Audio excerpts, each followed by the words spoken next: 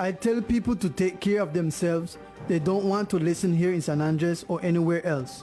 These are the words of the first patient with COVID-19 who suffered complications and had to be urgently admitted to the departmental hospital on July 18, which had a preserved prognosis, that is to say, that was struggling between life and death. But after all the prognosis, the doctor managed to get the patient to recover, and today he's back home.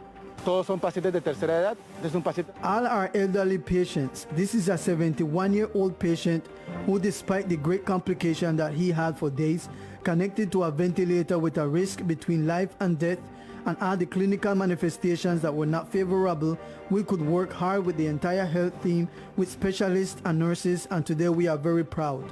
With the evolution of these patients, the hospital specialists highlight the work carried out after not having all the necessary equipment for a proper medical process.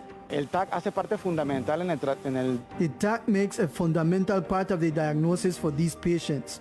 Unfortunately, we did not have the tomography to be able to follow up the diagnosis and give a better attention to the patient, but the TAC did not limit us.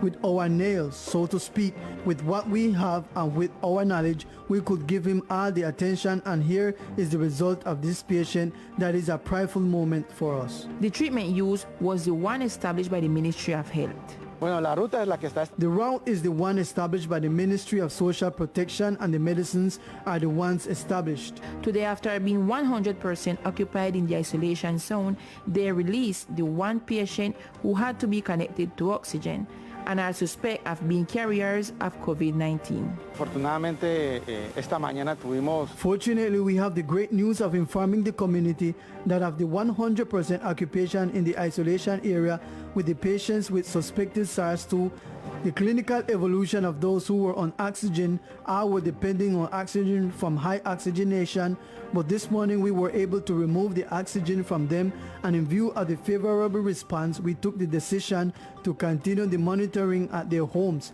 and today we released 4 patients. These 4 patients should continue to be in isolation, taking care of their health, just avoiding complications. Finally, the specialists asked for prudence and self-care to avoid spreading of the virus. Sin embargo, no podemos. However, today we can't let down our guard and slacking ourselves. The virus is still in the streets. The virus is still out there walking. We can't be confident.